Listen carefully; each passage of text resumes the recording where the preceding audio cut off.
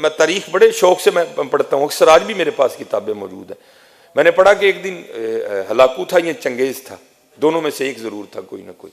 یہ بازار میں سیر کرنے کے لیے گئے، تو جب بازار میں داخل ہوا نا تو بازار ایک لمبی گلی نما تھا. اس نے سپاہیوں کو کہا ادھر سے بھی بند کر دو، کوئی جانے نہ پائے کوئی آنے نہ پائے، ادھر سے بھی بند کر دو، کوئی جانے نہ پائے کوئی آنے نہ پائے. ہاں جتنے بازار میں ہاں گاہک ہیں، ہاں دکاندار ہیں، ہاں جوان ہیں، ہاں بوڑھے ہیں، ہاں بچیاں ہیں، سب کی گردنیں اتار دو لائن میں کھڑی کر کے. اب وہ مورخ لکھتا ہے کہ جب لائنیں لگائی گئی نا تو 3 لائنیں لگیں.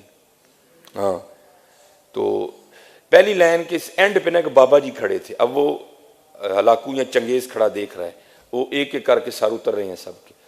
جب بابا جی کی باری آنے لگی نا تو بابا جی پہلی لائن سے دوسری لائن میں چلے گئے.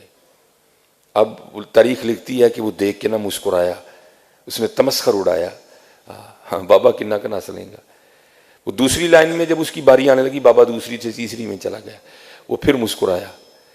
وہ تاریخ لکھتی ہے کہ جب سب کی گردن اتر گئی نا، اس کی باری آئی نا، تو جب جلاد اس کی گردن اتارنے لگا تو ہلاکو نے چنگیز نے اس کو کہا نہیں، اس کو پہلے میرے پاس لے کے آؤ. وہ آیا تو اس سے پوچھتا ہے جب تو پہلی لائن سے دوسری لائن میں گیا نا تو میں مسکرایا تھا کہ اچھا بابا کنہ کا نس لیں گا.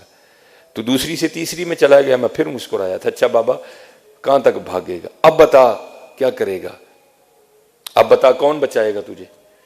تو تاریخ لکھتی ہے کہ اس بابے کی زبان سے نکلا اب مجھے بچائے گا اللہ، اب مجھے بچائے گا اللہ.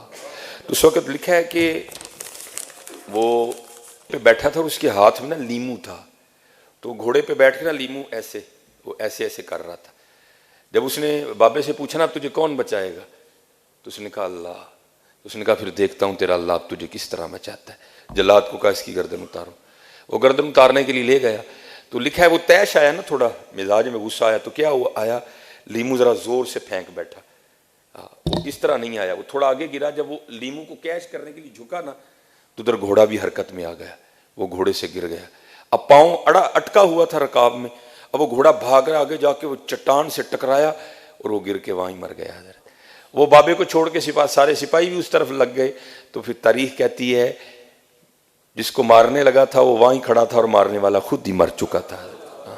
اسی لیے تو میاں صاحب نے کہا تھا مارن والے موئے محمد مرضی رب دی ہوئی حضرت.